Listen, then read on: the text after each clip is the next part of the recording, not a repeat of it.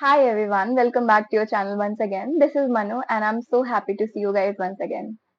Today we are going to discuss 7 effective ways to improve your vocabulary. Why? Because your vocabulary is always interconnected with your communication skills and how you present yourself in front of other people. Your communication skills, your way of presenting yourself matters a lot, and so your vocabulary. It matters a lot in today's world.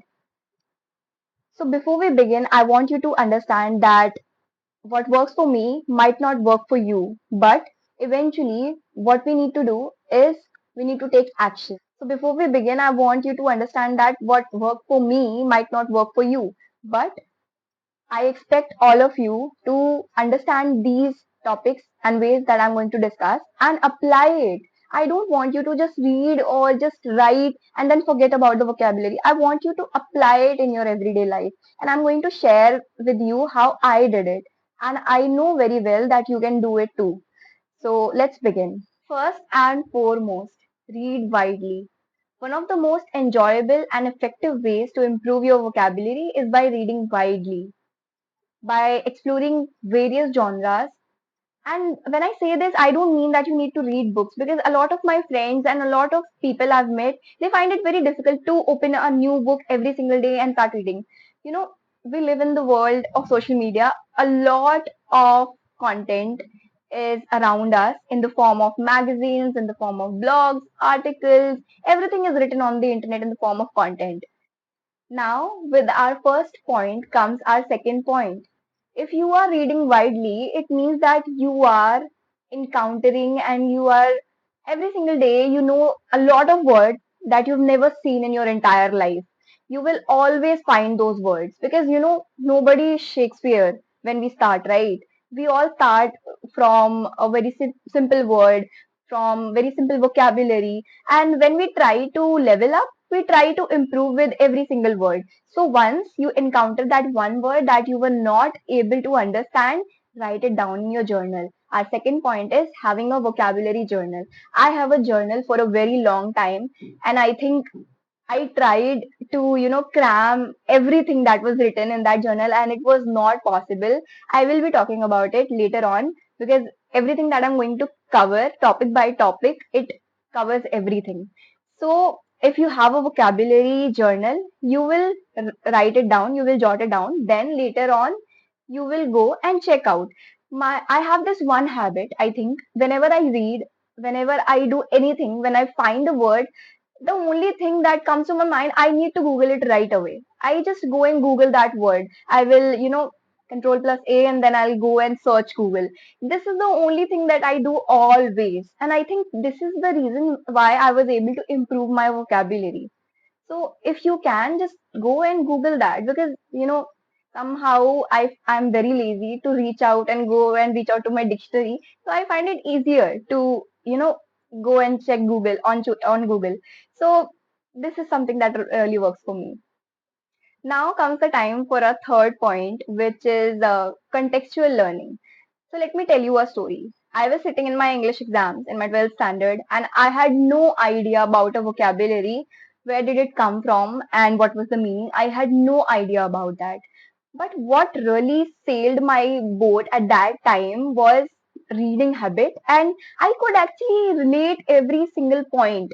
There was a sentence that I could relate with that word, right? So whenever you feel like abhi mujhe samajh nahi aa raha, I don't understand this word, but when you look around, when you read the whole sentence, and then you are like, oh, it means this. There was a word called obligation, and during, I think, that came with some president or prime minister's essay, and I could relate that obligation means, something related to duty or something like that. So I could relate with that word.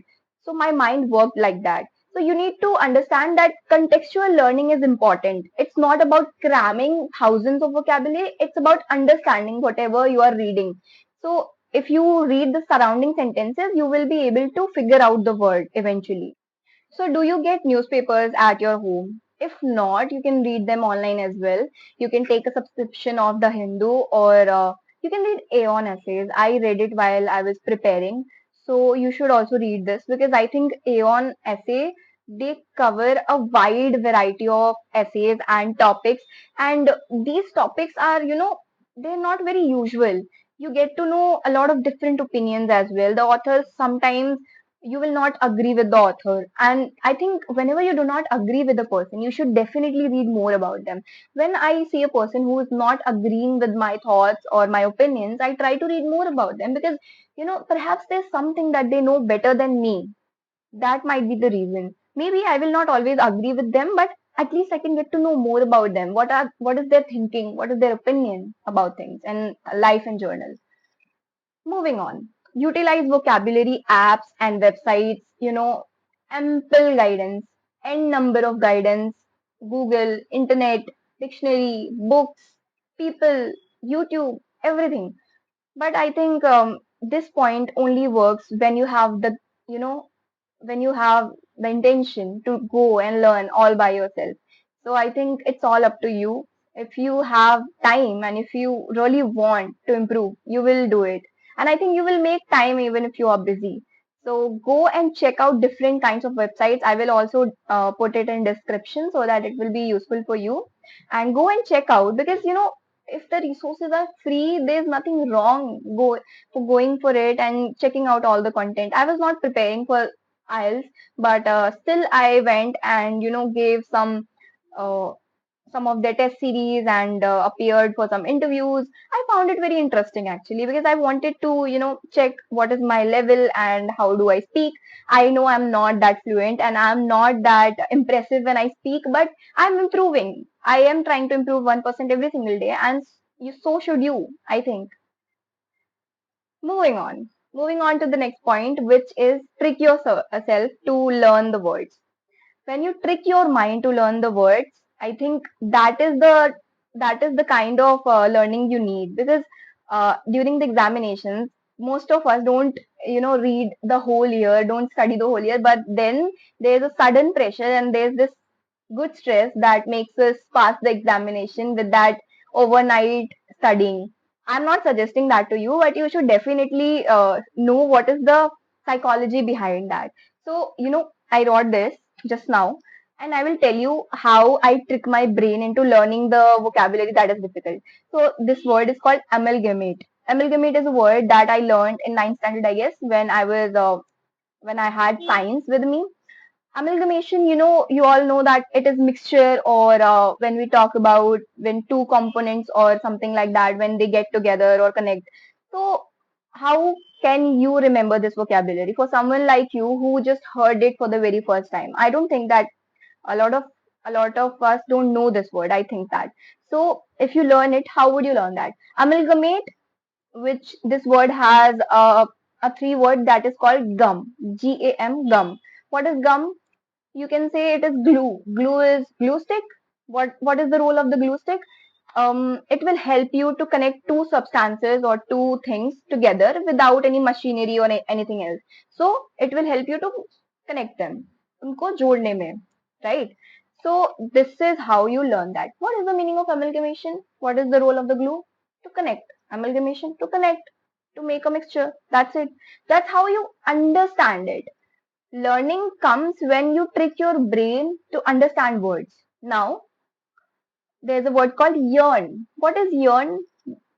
Yearn. There is a four word that is earn inside yearn. What is the meaning of earn? Meaning of earn is earning. When you earn some money or earn some respect, something like that. But when you earn money, what happens?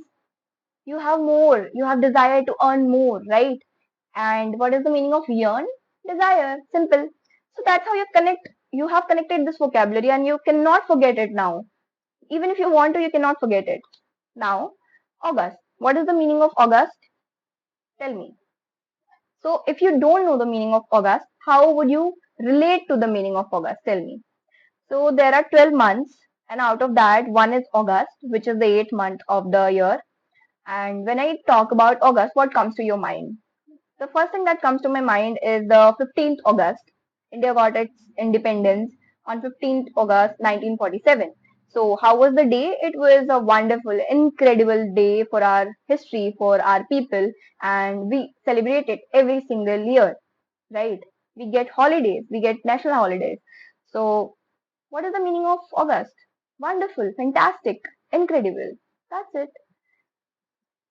I think I was able to express what I wanted to say and what I wanted to make you guys understand. This is something I have used for my entire life, and I hope you will be able to trick your brain into understanding how it works.